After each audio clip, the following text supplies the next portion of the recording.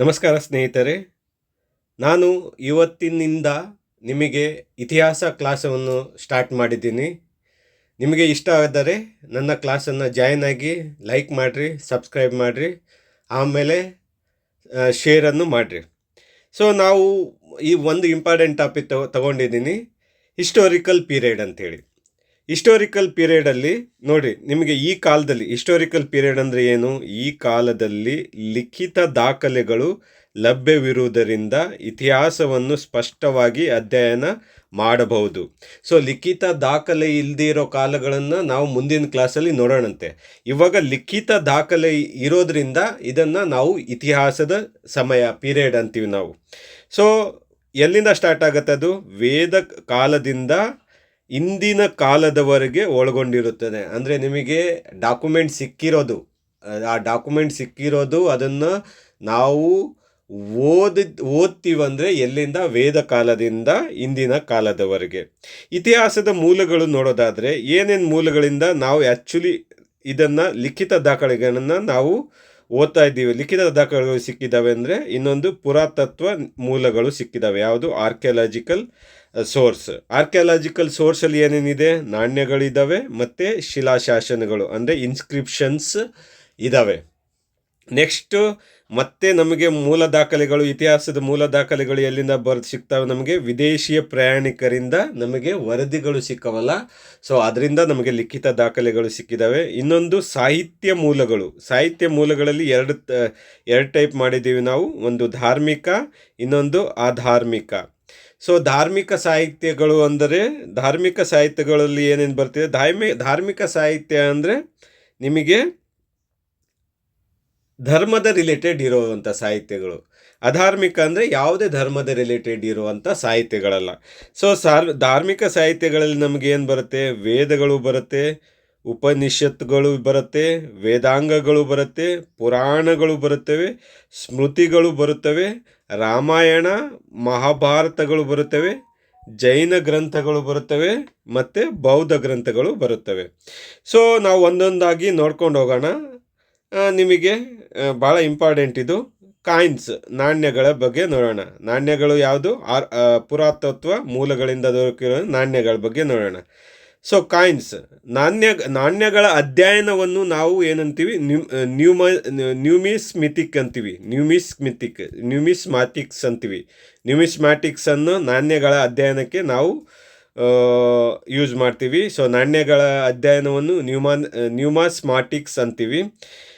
ಸಿಂಧು ಕಣಿವೆಯಲ್ಲಿ ಮಣ್ಣಿನ ನಾಣ್ಯ ಟೆರಾಕೋಟಾ ಬಳಕೆಯಾಗಿದೆ. ಸಿಂಧು ನಾಗರಿಕತೆ ನೀವು ಕೇಳಿದಿರಲ್ಲ, ಅಲ್ಲಿ ನಿಮಗೆ ಟೆರಾಕೋಟಾ ಬಳಕೆಯಾಗಿದೆ. ಇಂಗ್ಲೀಷಲ್ಲಿ ಯಾಕೆ ಬರ್ದಿದೆ ಅಂದರೆ ನಿಮಗೆ ಡೈರೆಕ್ಟ್ ಎಕ್ಸಾಮಲ್ಲಿ ಟೆರಾಕೋಟಾ ಅಂತ ಕೊಟ್ಬಿಡ್ತಾರೆ. ಸೊ ಹಾಗಾದರೆ ಮಣ್ಣಿನ ನಾಣ್ಯಗಳನ್ನು ನಾವೇನಂತೀವಿ? ಟೆರಾಕೋಟಾ. ಎಲ್ಲಿ ಸಿಕ್ಕಿದೆ? ನಮಗೆ ಸಿಂಧು ಕಣಿವೆಯಲ್ಲಿ ಬಳಕೆಯಾಗಿದ್ದಾವೆ. ಮೌರ್ಯ ಕಾಲದಲ್ಲಿ ಯಾವ ನಾಣ್ಯಗಳು ಬಳಕೆಯಾಗಿದ್ದಾವೆ? ಪಂಚಮುದ್ರ ನಾಣ್ಯಗಳು ಅಂದರೆ ಪಂಚ್ ಮಾರ್ಕಡ್ ಕಾಯಿನ್ಸ್ ಬಳಕೆಯಾಗಿದ್ದಾವೆ. ಮೌರ್ಯನ ಕಾಲದಲ್ಲಿ ಯಾವ ನಾಣ್ಯಗಳು? ಮಾರ್ಕಡ್ ಕಾಯಿನ್ಸ್ ಅಂದರೆ ಪಂಚಮುದ್ರ ನಾಣ್ಯ. ಅದಕ್ಕೆ ಲಿಪಿ ಇಲ್ಲ, ಗುರುತು ಮಾತ್ರ ಇರೋದದು. ಆ ನಾಣ್ಯಗೆ ಲಿಪಿ ಇಲ್ಲ, ಗುರುತು ಮಾತ್ರ ಇರೋದು. ಬೆಳ್ಳಿ ನಾಣ್ಯಗಳು ಅಂದರೆ ಸಿಲ್ವರ್ ಕಾಯಿನನ್ನು ಕಾಮನ್ ಇನ್ ಮೌರ್ಯನ್ ಕಾಲದಲ್ಲಿ ನಾವು ಯೂಸ್ ಮಾಡಿರೋದನ್ನು ನೋಡಿದ್ದೀವಿ. ಮೌರ್ಯನ ಕಾಲದಲ್ಲಿ ಬೆಳ್ಳಿ ನಾಣ್ಯಗಳನ್ನು ಕಾಮನ್ ಆಗಿ ಯೂಸ್ ಮಾಡಿರೋದನ್ನು ನೋಡಿದ್ದೀವಿ. ಲೆಡ್ ಕಾಯಿನ್ ಅಂದರೆ ಸೀಸದ ನಾಣ್ಯಗಳನ್ನು ಸಾತವಾಹನ ಕಾಲದಲ್ಲಿ ಯೂಸ್ ಮಾಡಿದ್ದಾರೆ. ಮೊದಲು ಚಿನ್ನದ ನಾಣ್ಯ ಯಾರು ಬಳಸಿದರು ಅಂದರೆ ಇಂಡೋ ಗ್ರೀಕ್ ಅವರು ನಮ್ಮ ಭಾರತ ದೇಶದಲ್ಲಿ ಯೂಸ್ ಮಾಡಿರೋದು. ಯಾರು ಮೊದಲ ಚಿನ್ನದ ನಾಣ್ಯವನ್ನು ಬಳಸಿರೋದು? ಪ್ಯೂರ್ ಶುದ್ಧ ಚಿನ್ನ ಯಾರ ಕಾಲದಲ್ಲಿ? Pure gold coin issued by ಕುಶಾಣರು ಪ್ಯೂರ್ ಗೋಲ್ಡ್ ಕಾಯಿನ್ಸನ್ನು ಇಶ್ಯೂ ಮಾಡಿರೋದು. ಗುಪ್ತ ಕಾಲದಲ್ಲಿ ಹೆಚ್ಚು ಚಿನ್ನದ ನಾಣ್ಯಗಳು ಚಲಾವಣೆಗಳು ಬಂದಿದ್ದು ಯಾರು? ಗುಪ್ತರು ವಂಶದಲ್ಲಿ ಹೆಚ್ಚು ಚಿನ್ನದ ನಾಣ್ಯವನ್ನು ಯೂಸ್ ಮಾಡಿದ್ದಾರೆ. ಮೇನ್ ಆಗಿ ನೋಡೋದಾದರೆ ಸಮುದ್ರಗುಪ್ತನ ಕಾಲದಲ್ಲಿ. ಎರಡನೇ ಚಂದ್ರಗುಪ್ತ 2 ಕಾಲದಲ್ಲಿ ಬೆಣ್ಣಿ ನಾಣ್ಯಗಳು ಚಲಾವಣೆಗಳು ಬಂದಿದ್ದು. ಗುಪ್ತರ ಕಾಲದಲ್ಲಿ ಕೌಡಿ ಬಳಕೆ ಅಂತ ನೋಡಿದ್ದೀವಿ. ಕೌರಿ ಶೆಲ್ಸ್ ಅಂತೇಳಿ, ಕೌರಿ ಶೆಲ್ಸ್ ನಾಣ್ಯಗಳ ಬಗ್ಗೆ ನಾವು ನೋಡಿದ್ದೀವಿ. ಕೌಡಿ ಬಳಕೆ ಚರ್ಮದ ನಾಣ್ಯಗಳನ್ನು ನೋಡಿ ಫಸ್ಟ್ ಟೈಮ್ ಚರ್ಮದ ನಾಣ್ಯವನ್ನು ಲೆದರ್ ಕಾಯಿನನ್ನು ಮೊಹಮ್ಮದ್ ಬಿನ್ ತುಗ್ಲಕ್ ಪ್ರಾರಂಭಿಸಿದರು. ಸೊ ನಿಮಗೆ ಕಾಯಿನ್ ಬಗ್ಗೆ ಗೊತ್ತಾಗ ಎಲ್ಲೆಲ್ಲಿ ಯಾವ ಟೈಮಲ್ಲಿ ಬಳಕೆ ಆಗಿದೆ ಅಂತ ನೋಡ್ಕೋಬೇಕು. ಚರ್ಮದ ನಾಣ್ಯವನ್ನು ಯಾರು? ಮೊಹಮ್ಮದ್ ಬಿನ್ ತುಗ್ಲಕ್ ಪ್ರಾರಂಭಿಸಿದರು. ರೂಪಾಯಿ ಅನ್ನೋ ನಾಣ್ಯವನ್ನು ತಂದವರು ಯಾರು? ಶೇರ್ ಶಾ ಸೂರಿ ಪರಿಚಯಿಸಿದರು. ರೂಪಾಯಿ ನಾಣ್ಯವನ್ನು ಶೇರ್ ಶಾ ಸೂರಿಯವರು ಬಳಸಿದರು. ಶೇರ್ ಶಾ ಸೂರಿಯವರು ಮತ್ತೆ ಧಾಮ್ ನಾಣ್ಯವನ್ನು ಬಳಸಿದರು. ಶೇರ್ ಶಾ ಸೂರಿಯವರು ಮತ್ತೆ ಟೋಕನ್ ಕರೆನ್ಸಿಯನ್ನು ಬಳಸಿದರು. ಟೋಕನ್ ಇರುತ್ತಲ್ಲ, ಆ ಕರೆನ್ಸಿಯನ್ನು ಶೇರ್ ಶಾ ಸೂರಿಯವರು ಬಳಸಿದರು. ಇದು ನಿಮ್ಮ ಕಾಯಿನ್ಸ್ ರಿಲೇಟೆಡ್ ಇನ್ಫಾರ್ಮೇಷನು. ಯಾವ ಕಾಲದಲ್ಲಿ ಯಾರು ಬಳಕೆ ಮಾಡಿದ್ರು ತುಂಬ ಇಂಪಾರ್ಟೆಂಟು. ಇದು ನಿಮಗೆ ನೀವು ಫುಲ್ ಡೀಪ್ ಓದೋದಕ್ಕಿಂತ ಇವು ನಿಮ್ಗೆ ಇಷ್ಟು ಓದಿದರೆ ಸಾಕು. ನಿಮಗೆ ಮ್ಯಾಕ್ಸಿಮಮ್ ಕ್ವಶನ್ಸ್ಗಳು ಈ ಥರನೇ ಬರೋದು. ಹಿಸ್ಟ್ರಿಯಲ್ಲಿ ಡೈರೆಕ್ಟೇ ಕ್ವಶನ್ ಕೇಳೋದು, ಏನು ಜಾಸ್ತಿ ಎಕ್ಸ್ಪ್ಲನೇಷನ್ ಕ್ವಶನ್ಸ್ ಇರಲ್ಲ. ಡೈರೆಕ್ಟ್ ಕ್ವಶನ್, ಈ ನಾಣ್ಯ ಯಾವ ಟೈಮಲ್ಲಿ ಬಳಸಿದ್ರು ಅಂತೇಳಿ. ನೆಕ್ಸ್ಟ್ ನಾವು ನೋಡೋದಾದರೆ ನಮಗೆ ಆರ್ಕಿಯಾಲಜಿಕಲ್ ಪ್ರಕಾರ ಇನ್ಸ್ಕ್ರಿಪ್ಷನ್ ಬಗ್ಗೆ ನೋಡಬೇಕು. ಇನ್ಸ್ಕ್ರಿಪ್ಷನ್ ನಾವು ಎಪಿಗ್ರಫಿ ಅಂತೀವಿ. ಇನ್ಸ್ಕ್ರಿಪ್ಷನ್ ಬಗ್ಗೆ ತಿಳ್ಕೊಳ್ಳೋದನ್ನು ನಾವು ಎಪಿಗ್ರಫಿ ಅಂತೀವಿ. ಇದನ್ನು ನಾವು ಕನ್ನಡದಲ್ಲಿ ನೋಡೋದಾದರೆ ಶಿಲಾಶಾಸನಗಳು ಅಂತೀವಿ. ಇನ್ಸ್ಕ್ರಿಪ್ಷನ್ ಅಂದರೆ ಏನು? ಕಲ್ಲಿನ ಮೇಲೆ ಬರೆಯುವುದನ್ನು ಶಿಲಾಶಾಸನ ಎನ್ನುವರು. ಕಲ್ಲಿನ ಮೇಲೆ ಬರೆದಿರ್ತಾರಲ್ಲ, ನೀವೆಲ್ಲಾದರೂ ನೋಡಿರ್ತೀರ, ಯಾವುದೋ ಗುಹೆನೋ ದೇವಾಲಯಗಳಿಗೆ ಹೋದಾಗ ಕಲ್ಲಿನ ಮೇಲೆ ಬರೆದಿರ್ತಾರೆ, ಅದನ್ನು ನಾವು ಶಿಲಾಶಾಸನ ಅಂತೀವಿ. ಅದರಲ್ಲಿ ದೊಡ್ಡ ಕಲ್ಲಿನ ಮೇಲೆ ಬರೆಯೋದನ್ನು ನಾವು ಏನಂತೀವಿ? ಶಿಲಾಶಾಸನ, ರಾಕ್ ಇನ್ಸ್ಕ್ರಿಪ್ಷನ್ ಅಂತೀವಿ. ಯಾವುದು? ಕಲ್ಲಿನ ಶಾಸನ ಅಂತೀವಿ, ಅಂದರೆ ರಾಕ್ ಇನ್ಸ್ಕ್ರಿಪ್ಷನ್ ಅಂತೀವಿ. ಸ್ತಂಭದ ಮೇಲೆ ಬರೆಯೋದನ್ನು, ಅಂದರೆ ಸ್ತಂಭ ಅಂದರೆ ಪಿಲ್ಲರ್ಸ್ಗಳಿರ್ತಾವಲ್ಲ, ನೀವು ಗುಡಿಗಳಲ್ಲಿ ಹೋಗಿ ಪಿಲ್ಲರ್ಸ್ಗಳ ಮೇಲೆ ಬರೆದಿರ್ತಾರೆ, ಅದನ್ನು ಸ್ತಂಭ ಶಾಸನ ಅಂತೀವಿ, ಅಂದರೆ ಪಿಲ್ಲರ್ ಎಡಿಕ್ಟ್ಸ್ ಅಂತೀವಿ. ಶಾಸನದ ಅಧ್ಯಯನ ಮಾಡೋ ನಾವು ಏನಂತೀವಿ? ಎಪಿಗ್ರಫಿ ಅಂತೀವಿ. ಎಪಿಗ್ರಫಿ ಅಂದರೆ ಈ ಶಾಸನಗಳ ಮೇಲೆ ಅಧ್ಯಯನ ಮಾಡೋಣ. ಪ್ರಮುಖ ಶಾಸನಗಳ ಬಗ್ಗೆ ನೋಡ್ಕೋಬೇಕು, ತುಂಬ ಇಂಪಾರ್ಟೆಂಟ್. ಡೈರೆಕ್ಟ್ ಕ್ವಶನ್ನು. ಹಾತಿಗುಂಪ ಇನ್ಸ್ಕ್ರಿಪ್ಷನ್ ಬಗ್ಗೆ ಡೈರೆಕ್ಟ್ ಕ್ವಶನ್ ಕೇಳ್ತಾರೆ. ಯಾರು? ಖರವೇಲ ರಾಜ್ಯರಿದು. ಕಳಿಂಗ ಯುದ್ಧದಲ್ಲಿ ಕಳಿಂಗ ಪ್ಲೇಸಿನ ಖರವೇಲ ರಾಜ್ಯರ ಬಗ್ಗೆ ಹಾತಿಗುಂಪ ಇನ್ಸ್ಕ್ರಿಪ್ಷನ್ ತೋಡುತ್ತೆ. ಇದು ಯಾವ ಸಮಯದಲ್ಲಿ ಬರೆದಿರೋದು? ಯುದ್ಧದ ಸಮಯ, ಕಳಿಂಗ ಯುದ್ಧದ ಸಮಯದಲ್ಲಿ ರಾಜನು ನಂದರಾಜ ಗಂಗಾ ವಂಶ ಇದ್ದನು ಅಂತೆ. ನಂದರಾಜನು ಅವನು ಯಾವ ವಂಶದವನು? ಗಂಗಾ ವಂಶನು. ಕಳಿಂಗ ಯುದ್ಧದ ಬಗ್ಗೆ ಬರೆದಿರೋದಿದು. ಯುದ್ಧ ಯಾವುದು? ಕಳಿಂಗ ಯುದ್ಧದ ವಿವರಣೆ ಇದೆ ಇದರಲ್ಲಿ. ಐಹೊಳೆ ಶಾಸನ. ಐಹೊಳೆ ಎಲ್ಲಿ ಬರುತ್ತೆ? ನಮಗೆ ಕರ್ನಾಟಕದಲ್ಲಿ ಬರುತ್ತೆ. ಐಹೊಳೆ ಶಾಸನ ಏನು ಹೇಳುತ್ತೆ? ಎರಡನೇ ಪುಲಕೇಶಿ 2 ಇವೆಲ್ಲ ಮುಂದೆ ಬರುತ್ತೆ, ನೋಡೋಣ, ಜಸ್ಟ್ ಅರ್ಥ ಮಾಡ್ಕೊಳ್ಳಿ ಶಾಸನದ ಬಗ್ಗೆ. ಎರಡನೇ ಪುಲಕೇಶಿ 2 ಹರ್ಷವರ್ಧನನ ಮೇಲೆ ಜಯಗಳಿಸಿದ ವಿಷಯದ ಮೇಲೆ ಉಲ್ಲೇಖವಾಗುತ್ತೆ. ಯಾವುದರ ರಿಲೇಟೆಡ್ ಇದೆ? ಎರಡನೇ ಪುಲಕೇಶಿಯವರು ಹರ್ಷವರ್ಧನನ್ನು ಸೋಲಿಸಿರೋ ಬಗ್ಗೆ ಈ ಶಾಸನ, ಐಹೊಳೆ ಶಾಸನ ತಿಳಿಸುತ್ತದೆ. ನೆಕ್ಸ್ಟ್ ಜುನಾಗಢ್ ಶಾಸನ. ಇದು ಎಲ್ಲಿ ಬರುತ್ತೆ? ಗುಜರಾತಲ್ಲಿ ಬರುತ್ತೆ. ಜುನಾಗಢ್ ಗುಜರಾತಲ್ಲಿ ಬರುತ್ತೆ. ಬರೆದವರು ಯಾರು? ರುದ್ರದಾಮನು. ಸೊ ಇದರಲ್ಲಿ ಏನು ಹೇಳುತ್ತೆ? ಇದರಲ್ಲಿ ಸುದರ್ಶನ್ ಸರೋವರ ಕುರಿತು ಮಾಹಿತಿ ಇದೆ. ಯಾವುದೇ ಸರೋವರದ ಕುರಿತು? ಸುದರ್ಶನ್ ಸರೋವರ ಗುಜರಾತಲ್ಲಿದೆ, ಅದ್ರ ಬಗ್ಗೆ ಮಾಹಿತಿ ಇದೆ. ಸೊ ಇದನ್ನು ಮೊದಲ ಬಾರಿಗೆ ಯಾರು ನಿರ್ಮಿಸಿದರು? ಇದನ್ನು ಚಂದ್ರಗುಪ್ತ ಮೌರ್ಯದವರು ನಿರ್ಮಿಸಿದರು. ಚಂದ್ರಗುಪ್ತ ಮೌರ್ಯ ಇದನ್ನು ನಿರ್ಮಿಸಿದರು. ನೆಕ್ಸ್ಟ್ ಪ್ರಯಾಗ ಶಾಸನ, ಅಂದರೆ ಅಲಹಾಬಾದ್ ಶಾಸನ ಅಂತಲೂ ಕರಿತೀವಿ ನಾವು, ಪ್ರಯಾಗರಾಜ್ ಶಾಸನ ಅಂತಲೂ ಕರಿತೀವಿ. ಇದರಲ್ಲಿ ಸಮುದ್ರಗುಪ್ತನ ವಿಜಯ ಯಾತ್ರೆ ಬಗ್ಗೆ ಬರೆದಿದ್ದಾರೆ. ಯಾರ್ದ ಬಗ್ಗೆ ಬರೆದಿದ್ದಾರೆ? ಸಮುದ್ರಗುಪ್ತನ ವಿಜಯ ಯಾತ್ರೆ. ಪಿಲ್ಲರ್ ಎಡಿಕ್ಟ್ಸ್ ಬಗ್ಗೆ ನೋಡೋಣ, ಅಂದರೆ ಸ್ತಂಭ ಶಾಸನ. ನೀವು ಕಲ್ಲಿನ ಶಾಸನ ಬಗ್ಗೆ ನೋಡಿದ್ದೀರಾ? ಯಾರ್ಯಾರು ಶಾಸನ ರಿಲೇಟೆಡ್ಡು. ಪಿಲ್ಲರ್ ಎಡಿಕ್ಟ್ಸ್ ಬಗ್ಗೆ ನೋಡೋಣ. ಪಿಲ್ಲರ್ ಎಡಿಕ್ಟ್ಸ್ ಏನು ಇಂಪಾರ್ಟೆಂಟ್ ಹೇಳುತ್ತೆ? ಉದ್ದವಾದ ಕಲ್ಲಿನ ಸ್ತಂಭಗಳ ಮೇಲೆ ಬರೆಯಲ್ಪಡುವ ಶಾಸನಗಳು. ಉದ್ದವಾದ ಕಲ್ಲಿನ ಸ್ತಂಭಗಳ ಮೇಲೆ ಬರೆಯುವ ಶಾಸನ ಯಾವುದು? Pillar edicts. ಸೊ ಇದನ್ನು ಫಸ್ಟಿಗೆ ಯಾರು ಇದು ಮಾಡಿದರು? ಹೆಲಿಯೋಡೋರಸ್ ಅವರು ಇದನ್ನು ಫಸ್ಟಿಗೆ ಡೆಪಿಸೈಡ್ ಮಾಡಿದರು. ಯಾವುದು ಅದು ಮೊದಲ ಸ್ತಂಭ ಶಾಸನ ಯಾವುದು? ಗರುಡಧ್ವಜ ಸ್ತಂಭ ಶಾಸನವನ್ನು ಇವರು ಡೆಫಿಸೈಡ್ ಅಂದರೆ ಕಂಡು ಹಿಡಿದ್ರು ಅಂಥೇಳಿ, ಹೆಲಿಯೋಡೋರಸ್. ಭಾಗಭದ್ರನು ಭಾಗವತ್ ವೈಷ್ಣವ ಧರ್ಮದ ಮಾಹಿತಿಯನ್ನು ನೀಡಿದ್ದಾರೆ. ಎಲ್ಲಿ?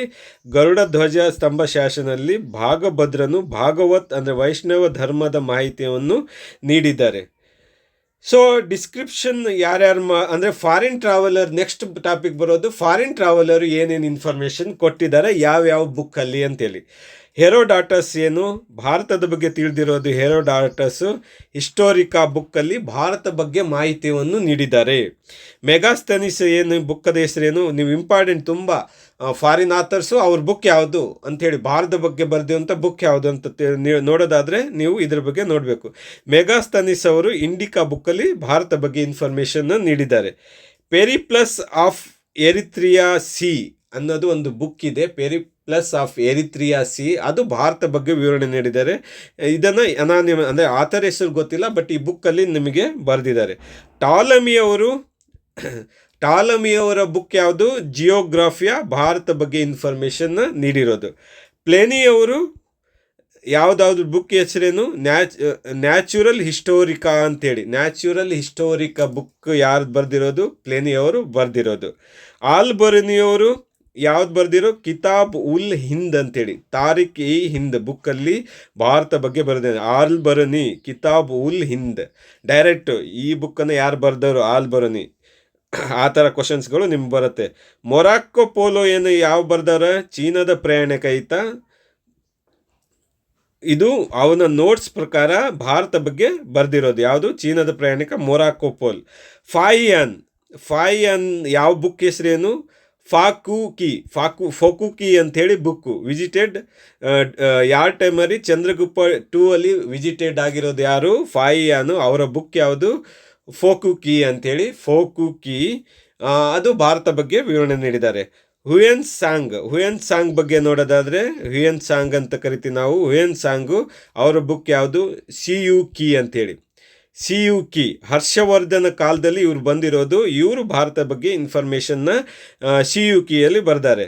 ತಾರಾನಾಥ್ ಅವರು ಯಾವುದು, ಕಂಗ್ಯೂರು ಮತ್ತು ತಂಗಿಯೂರು ಬುಕ್ಕಲ್ಲಿ ಬಗ್ಗೆ ಬರೆದಿರೋದು ಯಾವುದು, ತಾರಾನಾಥ.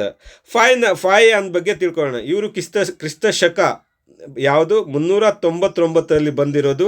ಚಂದ್ರಗುಪ್ತನ 2 ಕಾಲದಲ್ಲಿ, ಚಂದ್ರಗುಪ್ತ 2 ವಿಕ್ರಮಾದಿತ್ಯನ ಅರಮನೆಗೆ ಬಂದವನು.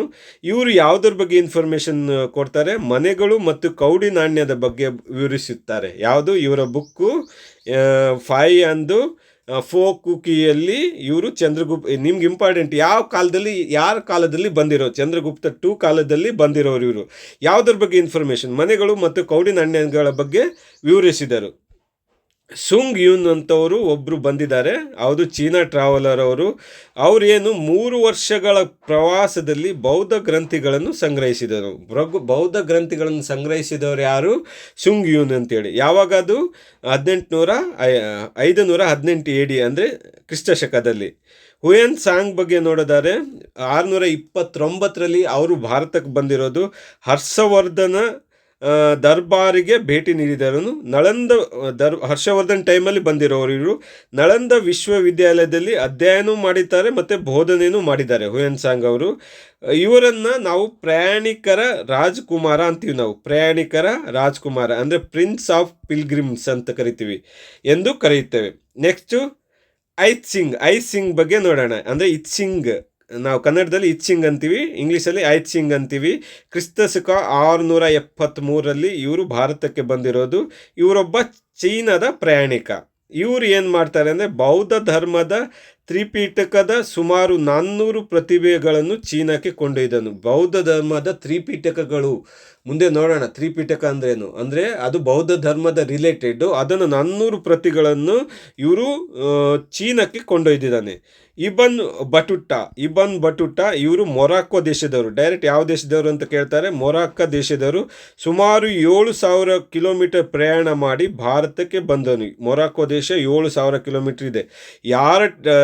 ಯಾರ ದರ್ಬಾರಕ್ಕೆ ಭೇಟಿ ನೀಡಿದರು ಇವರು, ಮೊಹಮ್ಮದ್ ಬಿನ್ ತುಗ್ಲಕ್ ಅಂತೇಳಿ.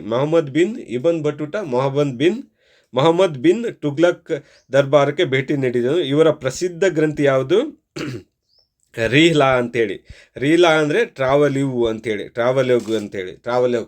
ಟ್ರಾವಲೋಕ್ ಅಂತೇಳಿ ರೀಲಾ ಇವರ ಬುಕ್ ಬರೆದಿರೋದು. ನೆಕ್ಸ್ಟ್ ಅಬ್ದುರ್ ರಜಾಕ್ ಅಂತೇಳಿ. ಅಬ್ದುರ್ ರಜಾಕ್ ಯಾರು, ಪ್ರಯಾಣಿಕ ಅಂದರೆ ಪಾರ್ಸಿ ಪ್ರಯಾಣಿಕ, ಪರ್ಷಿಯನ್ ಪ್ರಯಾಣಿಕ. ಇವರು ಯಾರ ಕಾಲದಲ್ಲಿ ಬಂದಿದ್ದಾರೆ? ವಿಜಯನಗರ ಸಾಮ್ರಾಜ್ಯದ ಕಾಲದಲ್ಲಿ ಭಾರತಕ್ಕೆ ಬಂದವನು. ಯಾರು? ವಿಜಯನಗರ ಸಾಮ್ರಾಜ್ಯ. ವಿಜಯನಗರ ಸಾಮ್ರಾಜ್ಯದಲ್ಲಿ ಯಾವ ಅರಸರು ರಾಯರ ಅರಮನೆಗೆ ಭೇಟಿ ನೀಡಿದನು? ಕೃಷ್ಣದೇವರಾಯ. ಇವನ ಕೃತಿ ಮುತ್ಲಾ ಉಸ್ ಸದೈನ್ ಅಂತೇಳಿ. ಮತ್ಲಾ ಉಸ್ ಸದೈನ್ ತುಂಬ ಇಂಪಾರ್ಟೆಂಟು. ಮತ್ಲಾ ಉದ್ ಸದೈನ್. ನೆಕ್ಸ್ಟ್ ಸೋರ್ಸ್ ನೋಡೋದಾದರೆ ಸಾಹಿತ್ಯ ಬಗ್ಗೆ ನೋಡೋಣ. ಲಿಟ್ರರಿ ಸಾಹಿತ್ಯ ಬಗ್ಗೆ ನೋಡೋಣ. ಸಾಹಿತ್ಯದ ಏನೇನು ಇನ್ಫಾರ್ಮೇಷನ್ ಕೊಟ್ಟಿದ್ದಾರೆ ನಮ್ಮ ಈ ಹಿಸ್ಟೋರಿಕಲ್ ಪೀರಿಯಡಲ್ಲಿ. ಲಿಖಿತ ಮೂಲಗಳನ್ನು ಸಾಹಿತ್ಯದ ಮೂಲಗಳು ಎನ್ನುತ್ತಾರೆ. ಲಿಖಿತ ಮೂಲಗಳನ್ನು ಸಾಹಿತ್ಯದ ಮೂಲಗಳು ಎಂದು ಕರೆಯುತ್ತಾರೆ. ಪ್ರಾಚೀನ ಇತಿಹಾಸ ಮಾಹಿತಿ ಪಡೆಯಲು ಇದು ಅತ್ಯಂತ ದೊಡ್ಡ ಮೂಲವಾಗಿದೆ. ಯಾವುದು? ಪ್ರಾಚೀನ ಇತಿಹಾಸ, ನಮಗೆ ಆನ್ಷಿಯಂಟ್ ಹಿಸ್ಟ್ರಿ ಬಗ್ಗೆ ತಿಳಿಬೇಕಂದ್ರೆ ಇದು ಅತ್ಯಂತ ದೊಡ್ಡ ಮೂಲ. ಇದರಲ್ಲೇ ನಮಗೆ ಮ್ಯಾಕ್ಸಿಮಮ್ ಇನ್ಫಾರ್ಮೇಷನ್ ಕೊಡೋದು ಈ ಹಿಸ್ಟ್ರಿ ಬಗ್ಗೆ. ಸೊ ಸಾಹಿತ್ಯದಲ್ಲಿ ನಾನ್ ರಿಲಿಜಿಯಸ್ ಸೋರ್ಸ್ ಅಂದರೆ ಅಧಾರ್ಮಿಕ ಸೋರ್ಸ್ ನಾವು ನೋಡ್ತೀವಿ. ಅಧಾರ್ಮಿಕ ಮೂಲಗಳು ಮತ್ತು ಧಾರ್ಮಿಕ ಮೂಲಗಳು ಅಂತ ನೋಡ್ತೀವಿ. ಅಧಾರ್ಮಿಕ ಅಂದರೆ ಯಾವುದೇ ಧರ್ಮಕ್ಕೆ ಸಂಬಂಧವಿಲ್ಲ. ಒಂದು ಉದಾಹರಣೆ ನೋಡೋದಾದರೆ ಅರ್ಥಶಾಸ್ತ್ರ ಯಾವುದೇ ಧರ್ಮದ ಬಗ್ಗೆ ಸಂಬಂಧ ಇಲ್ಲ. ಧಾರ್ಮಿಕ ಮೂಲಗಳು ನೋಡೋದಾದರೆ ಯಾವುದಾದ್ರೂ ಒಂದು ಧರ್ಮಕ್ಕೆ ಸಂಬಂಧಿಸಿದವು. ಧಾರ್ಮಿಕ ಮೂಲಗಳು. ಇನ್ನೊಂದು ನೆಕ್ಸ್ಟ್ ನೋಡೋದಾದರೆ ಬ್ರಾಹ್ಮಿಣಿಕಲ್ ಸೋರ್ಸ್ ಅಂತ ಅಂದರೆ ಹಿಂದೂ ಬ್ರಾಹ್ಮಣ ಧರ್ಮಕ್ಕೆ ಸಂಬಂಧಿಸಿದ ಮೂಲಗಳನ್ನು ಸಂಬಂಧಿಸಿಲ್ಲದ ಮೂಲಗಳನ್ನು ಅಬ್ರಾಹ್ಮಣೀಯ ಎಂದು ಕರೆಯುತ್ತಾರೆ. ನೆಕ್ಸ್ಟ್ ಜೈನ್ ಲಿಟ್ರೇಚರ್, ಜೈನ್ ಸಾಹಿತ್ಯ ಬಗ್ಗೆ ನೋಡೋಣ. ಜೈನ್ ಸಾಹಿತ್ಯವನ್ನು ನಾವು ಪ್ರಾಕೃತ ಭಾಷೆಯಲ್ಲಿ ಹೆಚ್ಚಿನದಾಗಿ ನೋಡ್ತೀವಿ. ಯಾವುದು? ಪ್ರಾಕೃತ ಭಾಷೆ. ಜೈನ್ ಸಾಹಿತ್ಯ ಅಂದರೆ ಪ್ರಾಕೃತ ಭಾಷೆ, ಅಂದರೆ ಸಾಮಾನ್ಯ ಜನರು ಯೂಸ್ ಮಾಡುವಂಥ ಭಾಷೆ.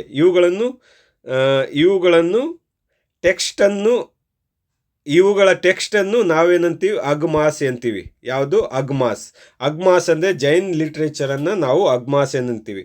ಸೊ ಏನೇನಿದ್ದಾವೆ? ಜೈನ್ ಲಿಟ್ರೇಚರಲ್ಲಿ 12 ಅಂಗಗಳಿದ್ದಾವೆ, 12 ಉಪಾಂಗಗಳಿದ್ದಾವೆ.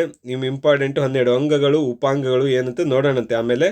ನೆಕ್ಸ್ಟ್ ಆಚಾರಾಂಗಗಳು ಸೂತ್ರ ಇದೆ, ಭಾಗವತಿ ಸೂತ್ರ ಇದೆ, ಕಲ್ಪಸೂತ್ರ ಇದೆ, ಆದಿಪುರಾಣ ಇದೆ. ಸೊ ಇದರಲ್ಲಿ ಯಾವುದಾದ್ರೂ ಒಂದು ಕೇಳಿದ್ರೆ ನೀವು ಟಿಕ್ ಮಾಡ್ಕೋ. 12 ಉಪಾಂಗಗಳು, 12 ಅಂಗಗಳು, ಆಚಾರಾಂಗ ಸೂತ್ರಗಳು, ಭಾಗವತಿ ಸೂತ್ರಗಳು, ನೆಕ್ಸ್ಟ್ ಕಲ್ಪಸೂತ್ರ ಮತ್ತು ಆದಿಪುರಾಣ ಬಗ್ಗೆ. ಸೊ ಬೌದ್ಧ ಸಾಹಿತ್ಯ ನೋಡೋದಾದರೆ ಇದು ಪಾಳಿ ಭಾಷೆಯಲ್ಲಿದೆ. ಬೌದ್ಧ ಸಾಹಿತ್ಯ ಯಾವ ಭಾಷೆಯಲ್ಲಿ ಇದೆ ನೀವು ನೋಡೋದಾದರೆ ಪಾಲಿ ಭಾಷೆಯಲ್ಲಿ ಇದೆ. ಇದು ಸಾಮಾನ್ಯ ಜನರು ಯೂಸ್ ಮಾಡುವಂಥ ಭಾಷೆ ಹೆಚ್ಚಿನದಾಗಿ. ಸೊ ಬೌದ್ಧದ ಹಿಂದಿನ ಜನ್ಮಗಳ ಸುಮಾರು 200 ಕಥೆಗಳನ್ನು ಹೊಂದಿರುವಂಥದ್ದನ್ನು ನಾವೇನಂತೀವಿ? ಜಟಕಾಸ್ ಅಂತೀವಿ. ಜಟಕಾ ಟೇಲ್ಸ್ ಅಂದರೆ ಜಾತಕ ಕಥೆಗಳು, ಜಟಕಾ ಟೇಲ್ಸ್ ಅಂತೀವಿ. ಬೌದ್ಧ ಧರ್ಮದ ಹಿಂದಿನ ಜನ್ಮಗಳ ಬಗ್ಗೆ ವಿವರಿಸುವಂಥ.